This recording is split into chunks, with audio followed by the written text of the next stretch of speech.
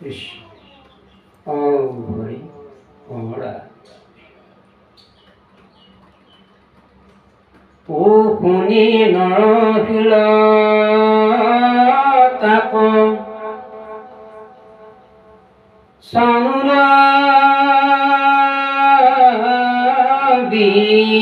বিবুদ্ধি বুলিলে লাগিলা ৰাম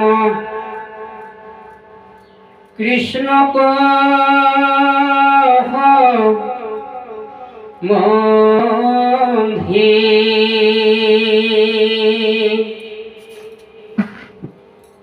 হে ৰাম শুনি বাহু যুদ্ধত কুশল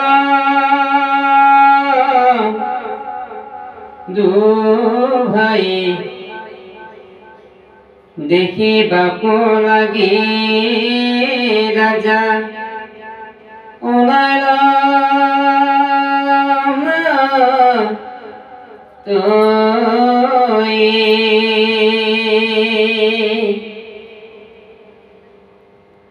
তেতিয়া চানুই ভাবিলে যে কিমান কৌশলৰ মাজেদি কংসই কৃষ্ণক কেনেকৈ মাতি আনিলে এই মল্লসকলৰ লগত এখন যুঁজ বাগৰ কৰিবৰ কাৰণে কিমান কৌশলৰ মাজেদিয়ে কৃষ্ণক অৰ্থাৎ বলৰাম দুজনকে বধ কৰিবৰ কাৰণে এই বাহু যুদ্ধত কেৱল তেওঁ ভাবিছিল যে এই বাহুবল যুদ্ধত কৃষ্ণ বলৰামক বধ কৰিব পাৰিব কংসই তেনেকুৱা মনোবৃত্তিৰে ভাবিছিলে কিন্তু কথা হ'ল কি কংসৰ যে মৰণ চাপি আহিছে কংসই এইটো ভবা নাই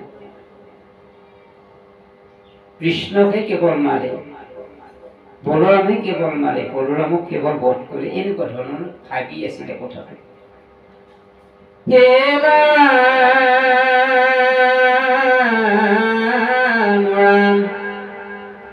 ও মোহৰফিত মনে সদেৱ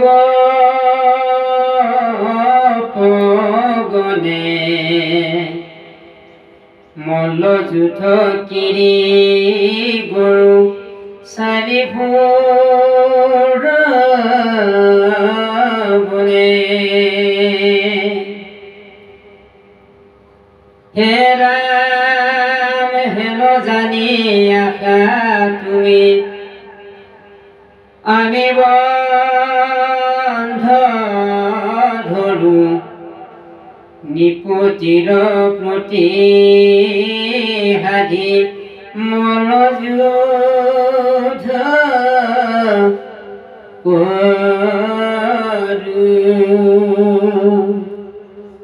মল্লবীৰ সকলে ক'বলৈ ধৰিলে তুমি গৰু চাৰিয়া এটা সাধাৰণ ল'ৰা গৰখীয়া তুমি এই সুযোগতে তুমি ঘৰলৈ গুচি যোৱা য'ত ঘৰ আছে তুমি গুচি যোৱা আৰু বলৰামক কৈছে তুমিও গুচি যোৱা মিছা মিছি আমাৰ দেহ স্পৰ্শ কৰি তোমালোকে চোৱা গৈ তোমালোকে আমাক জঞ্জাত বঢ়াই নলবা কাৰণ তোমালোকে যেতিয়া আমাক দেহ স্পৰ্শ কৰিবা আমিতো আৰু সোধাই নেৰো মল্লবীৰসকলে কৈছে দুজনে কৈছে গতিকে এই মল্ল যুদ্ধ কিৰাই তুমি গৰু চাৰি থকাই ভাল তেওঁলোকে গৰখীয়া বুলি ভাবি আছে মনোবৃত্তিত আৰু কি কৰিছে ইয়াতে যে আমি অকল আমাৰ নিজৰ মতত নচলো মল্লবীসকলে বেছি আমাক কংসই যিটো আজ্ঞা কৰে মহাৰাজ কংসই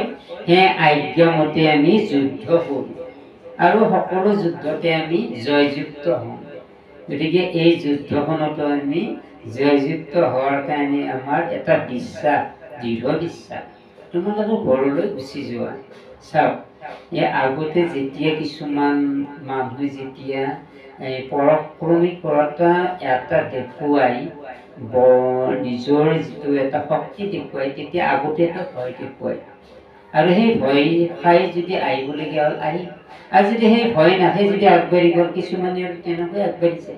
গতিকে ভয় খাবলগীয়া কি আছে? কৃষ্ণক ভয় খাব নেকি? ভয় কেতিয়াও নাখায় কৃষ্ণই। সেই উদ্দেশ্য দেখি কংসক বধ কৰিবলৈ আগবাঢ়ি গৈছে আৰু ফেৰি নাহি কেতিয়াও।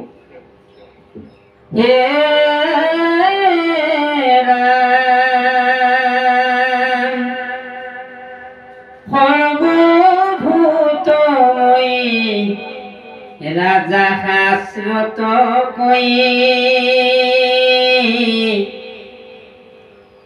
ৰাজা তুষ্ট হৈলে সৰ্বজন তুষ্ট হৈ। শুনি কৃষ্ণ দিলা তাকৈ উচিত উত্তৰ, ভোজন নিপতিৰ আমি প্ৰজা বনচৰ। কৃষ্ণই কৈছিল সৰ্বদোষ মহিমূৰ কৰি আমাক আত্মসমৰ্পণ কৰি তোমালোকে উভতি যোৱা। কৃষ্ণই কৈছে মল্লবীৰ সকলো। আকৌ এই কৃষ্ণৰ এই উচিত উত্তৰটো মল্লবীৰ সকলে কৈছে যে আমি নৃপতি ৰজা কংসৰ ভজন কৰোঁ, এই ৰাজবাসীত আমি বাস কৰোঁ আৰু আমি ৰজাৰ কথামতে ৰজাৰ আজ্ঞাৰে আমি সকলো কাম কৰিবৰ কাৰণে আমি বল প্ৰয়োগ কৰোঁ। তোমালোকে কি যে মন্তব্য দিছা, অতি সোনকালে কৃষ্ণক কৈছে আঁতৰি যোৱা। তুমি বৃন্দাবনৰ গৰু চাৰি থকা, তুমি গোকুলবাসীৰ তুমি ৰাসলীলা কৰি থকা, এনেকুৱা কিছুমান উপহাসৰে কৃষ্ণক লজ্জিত কৰা বাক্য ব্যৱহাৰ কৰিছে মল্লবীৰ সকলে।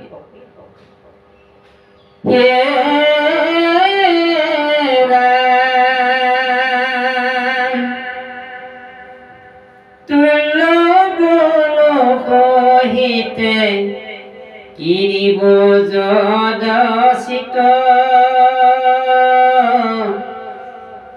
সাধিব ৰাজাৰ যেন প্ৰীতি মনোনীত, কৰিব বাহু যুদ্ধ সমুচিত কৰ্মে, তেবেকে নপাইবে সভা কয় ধৰ্মে। বাহুবল সকলে কৈছে যেতে ইয়াতে যিখন ক্ৰীড়া, যেতিয়া এখন খেলা হ'ব, এই ক্ৰীড়া অৰ্থাৎ খেলাখনত যথবিহিত অন্যায় কৰা হ'ব। কেতিয়াবা হয়তো অধৰ্মৰ কামো কৰিবলগীয়া হয়। এই অধৰ্মৰ কাম কৰোঁতে কেতিয়াবা হয়তো বধ কৰিবলগীয়া হ'ব পাৰে। গতিকে তোমালোকক ইমান ধুনীয়াকৈ কি মনোভাষিত ভাষা শব্দ ৰজাৰ আজ্ঞামতে তোমালোকক ব্যৱহাৰ কৰিছোঁ। তোমালোকে এই সভাসদৰ মাজত নিজে আঙুলিয়াই দি আৰু হাত উৰুদাঙি কৈ দিয়ে যে আমি এই যুদ্ধ নকৰোঁ। সভাসদক ধৰ্ম নীতিৰে কৈ দিয়ে, নহ'লে অধৰ্মৰ চিন ইয়াতে প্ৰকাশ হ'ব। আমি অন্যায় কৰিবই লাগিব, আমি মাৰিব লাগিবই। গতিকে তোমালোকে আঁতৰি অতি সোনকালে সভাসদৰ মাজত উৰুৱাই দি কৈ গুচি যোৱা। চাওক কিমান ডাঙৰ বাক্য এটা প্ৰয়োগ কৰিছে, সভাসদৰ মাজত উৰুদাঙি যে হাতচাৰে দিবলগীয়া হোৱা কথাখিনি ক'ব দিছে। এইটো জানো সম্ভৱ হ'ব? এইটো জানো কৃষ্ণই মানি ল'ব? এইটো জানো বলৰামে সহ্য কৰিব? কেতিয়াও নকৰে। গতিকে যুদ্ধ কৰিবৰ কাৰণে কংসক বধ কৰিবৰ কাৰণে আগুৱাই আহিছে, যিটোকে আগুৱাই আহিবই কৃষ্ণ। হে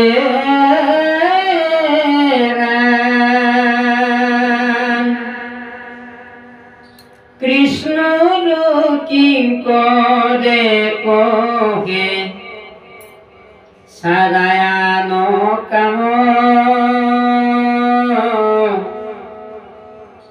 পলাওক পাতক সাৰিকি বলা ৰাম ৰাম। কৃষ্ণৰ কিংকৰে শংকৰে সাৰা আন কাম পলাওক পাতক সাৰি চাকি পাতক ডাকি বলা ৰাম ৰাম। যে কৃষ্ণৰ কিংকৰ শংকৰে এই কৃষ্ণৰ বিষয়ে কংসৰ বিষয়ে যিখিনি আলোচনা এই পাতনিখিনি কোৱা হ'ল, এই কৃষ্ণৰ কিংকৰ শংকৰে এই কথাখিনি এই অধ্যায়টি শুনি কেৱল কৃষ্ণৰ নাম ডাকিব দিছে, ৰামৰ নাম ল'ব দিছে, কেৱল ঈশ্বৰ চিন্তা কৰিব দিছে।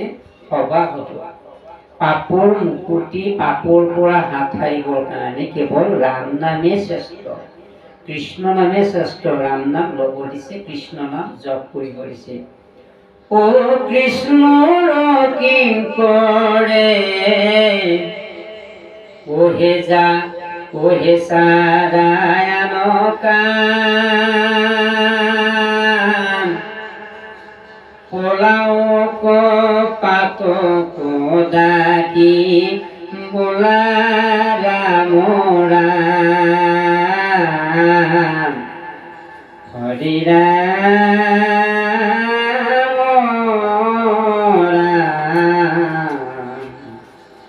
ৰাম হৰি ৰাম ৰাম ৰাম। মই দুৰাচাৰ কেৱলে তোমাৰ অপৰাধী নাৰায়ণ কৰ্মী হৰি লৈ পকিলো ৰাম পকিলো কৃষ্ণ। হৰি ৰাম।